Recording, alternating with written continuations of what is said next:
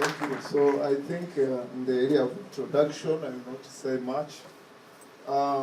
First of all, before maybe I move on, I would like to thank really the team, the volunteers who welcomed us since we reached here, Minnesota. So up to this time. So we enjoyed really your kindness and even the way you treated us. Now we feel comfortable here.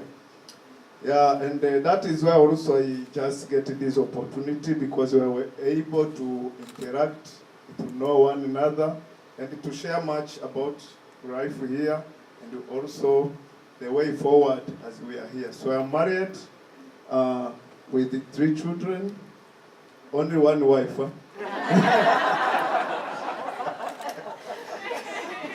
Okay, yeah, so yeah, so I will not, because I know we have little time, and I don't want it to behave like preachers today. At least I want to be like just a teacher. Okay, so I have been working with the refugees because I stayed there in the camp almost 20 years. So, and I have been a pastor there, and also with the other pastors, trying now to raise the hope of many hopeless people in the camp, because sometimes the situation makes them to feel they are nothing because of so many problems they are facing in the camp, even outside the camp, because they are not considered as really people who have dignity. So, I wanted to note down some challenges, refugees, as I have been interacting with them and trying to help them in the camp, even outside of the camp. So one of the challenges, the first one is the issue of security. When the refugee move from their country, sometimes they reach in the country where they think maybe they will get, they will be accepted, they will be secured. And at the same time, they find the same issue, which they have run away from, the same area where they meet, especially in the issue of harassment, and also in the area of mistreating them, maybe sometimes telling them maybe they will go back, they may deport them back. And also when they try to do things for life, so you find they are harassed, even their things are taken away because some of them, they don't have any body or some protective laws. So then the second issue which most of refugees meet is just the issue of health issues. Many of them, they come from the country they are too much traumatized.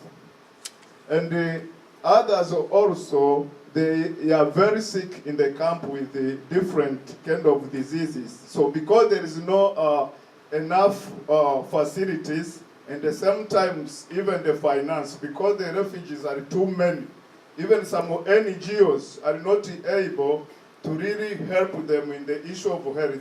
Then some dies if they are sick, maybe some sickness which need a lot of money. So some NGOs, they prefer to use that money maybe to treat 5 or 6 people who are sick, instead of expending a lot of money on only one person. So that is a challenge also for the refugees. Many of them, they die because there is no otherwise, because of lack of the maybe help. Then another issue is about education. So the camp, it is where we have so many youth, especially 60%, more than 60%, they are under 18 in the camp. Then you find the NGOs are overwhelmed because of the numbers of kids. You may find one class is contain around more than 150 students with one teacher. And even sitting down on the floor. There is no chairs, there is no material. So trying to cope with the situation. And that issue, you find that issue making many people to be discouraged even. There is no hope. And even in some countries, they restrict refugees to learn in their national schools. they prefer them to be in the camp because they are not allowed to move around outside of the camp. So then another issue is the issue of work. They don't have, most of them, the right of work. Some they are able, they have potential to work in order to help themselves. But the rules and the instructions which are there does not allow them to be able to use their talent and the gift they have in order to work for themselves and to support themselves. So they have been reduced to the pocket. There is what we call pocket to mouth. That means you don't think about the future or think about investment because you don't think that maybe you will ever go away from that situation. Because many stay in the camp for so many years. So they are already there to get something to eat, but there is no thinking about future investment. So they are not even allowed to do what to work. So that one is really traumatizing because if we are able to work to support yourself, but you don't have ability to work, there is no environment. That one is so much traumatizing than anybody who is not able to work. Another issue is the food issues. I thank God here there is enough food. Yeah, there is enough food. We are there is the issue of food. When I talk about the issue of food, there is so much of malnutrition, especially for the young children, even the elderly, the pregnant women, because UNHCR is not able to provide enough food. They can only provide little. The issue maybe which can help them to have good health, like nutritious food and whatever, they are not there. So you find so many kids are sick, pregnant women, they have a problem, even elderly. So there is a struggle of food. That is another issue which make the refugees do what to struggle. Another issue is the injustice. When I talk about injustice here, if somebody have any issue which require the law, so you will go there, then the law will take its course. But sometimes in the refugee camp, even outside of the refugee camp, so you find a refugee has no rights. Even if a citizen or somebody, he has done something wrong to him, then when they go to like police or they go to the road, then the first thing they ask, are you a citizen of this country or you are a refugee? Then they judge them according to the status they have in that country.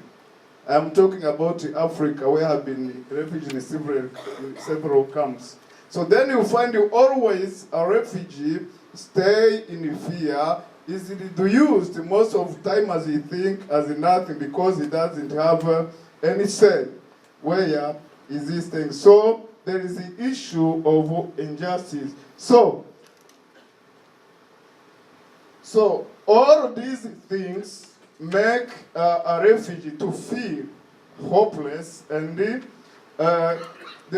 lost the sense of dignity. He feels that he's hopeless, and even he lost his sense of dignity. He feels that is really reducing to nothing. So let me say also about some people, they hear about resettlement, then they think maybe it is something which you pick, then you just come. Or they come and they say, you come for resettlement. It is another stress also for refugees.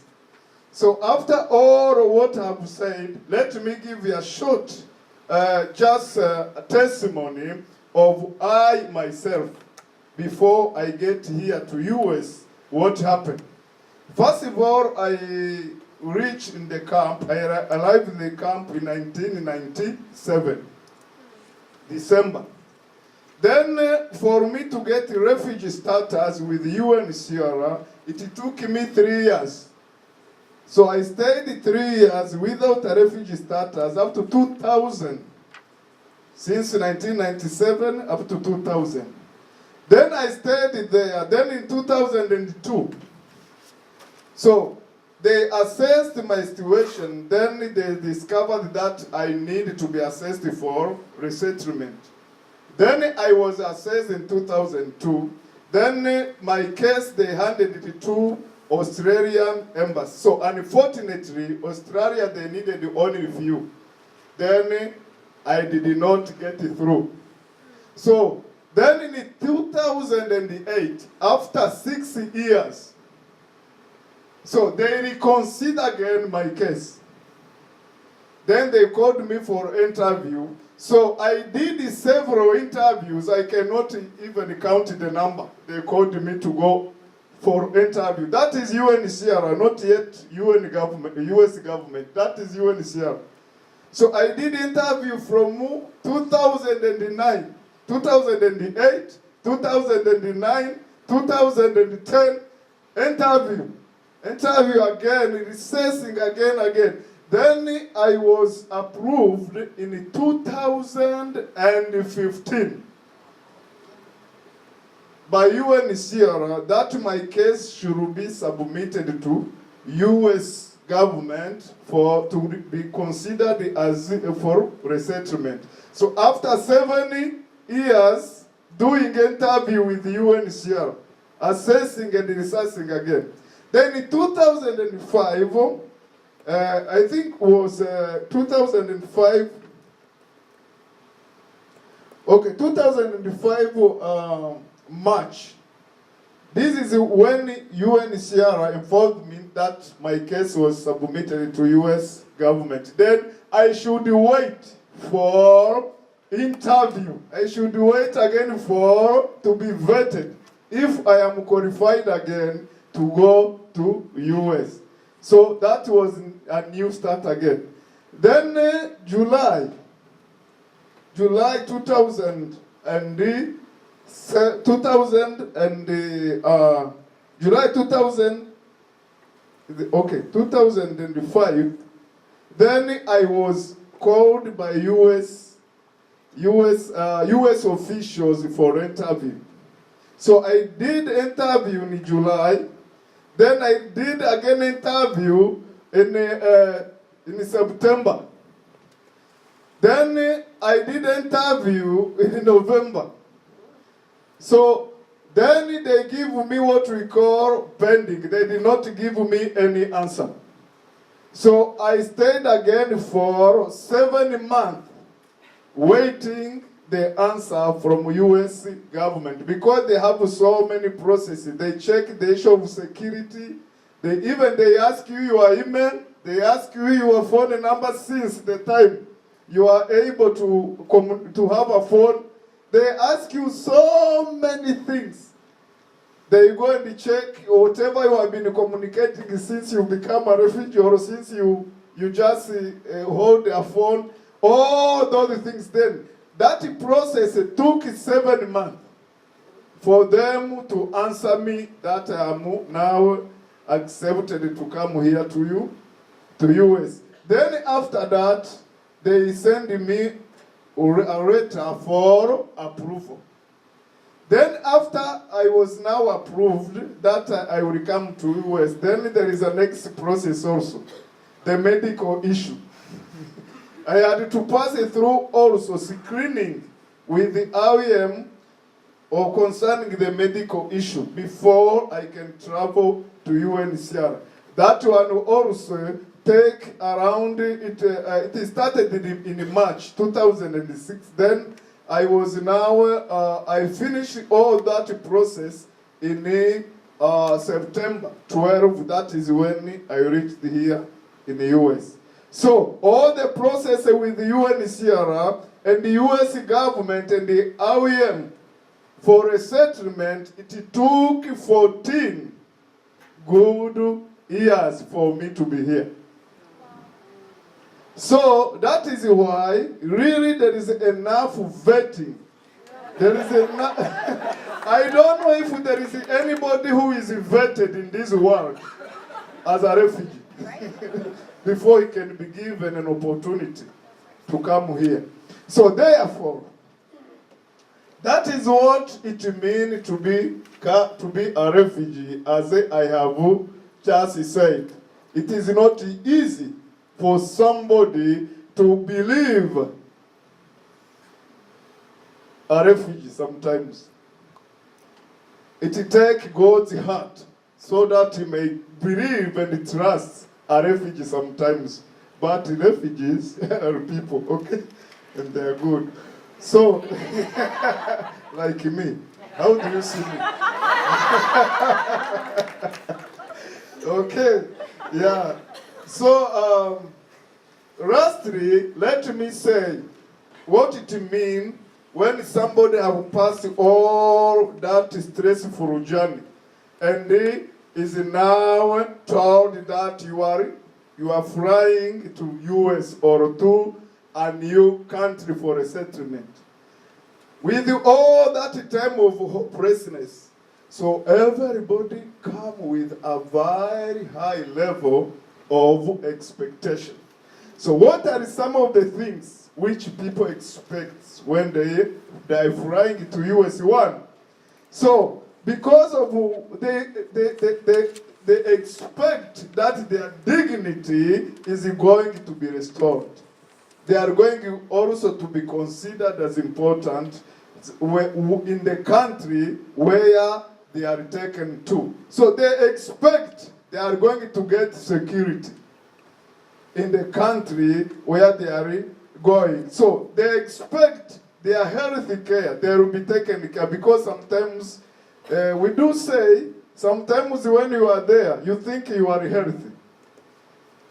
But when you reach here, then you pass it through process, you find you are very sick.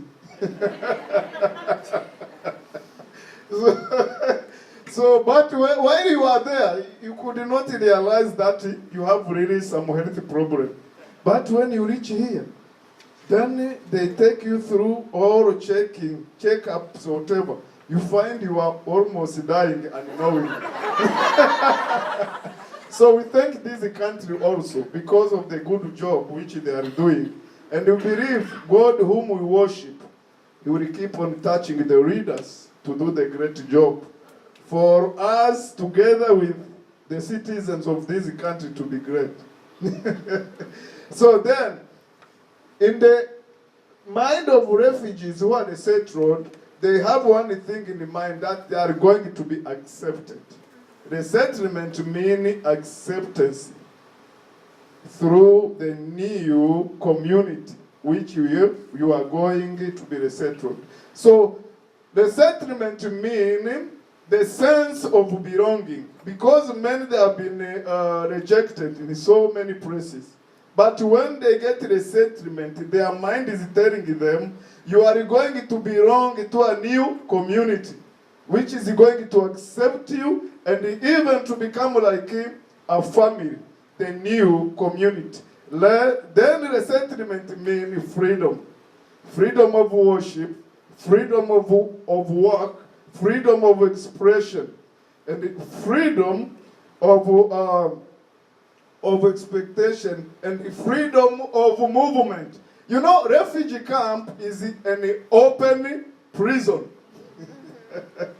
Is it just an open prison? You are there is no fence, but it's a prison because you cannot move out of the camp unless you are approved by the officials. And you need to have enough proof so that you may move away. So, coming to resettlement means freedom from that open prison. Then lastly, it means the hope of a refugee is restored. So therefore, they have a very high hope when they are resettled here. So the main question is this. So how are we going to keep this hope high so that they may not reach here and drop again? Because that one also is possible. They may come with all that hope. Then when they reach here again, they drop. So how can we keep that one high? So may God bless you so much.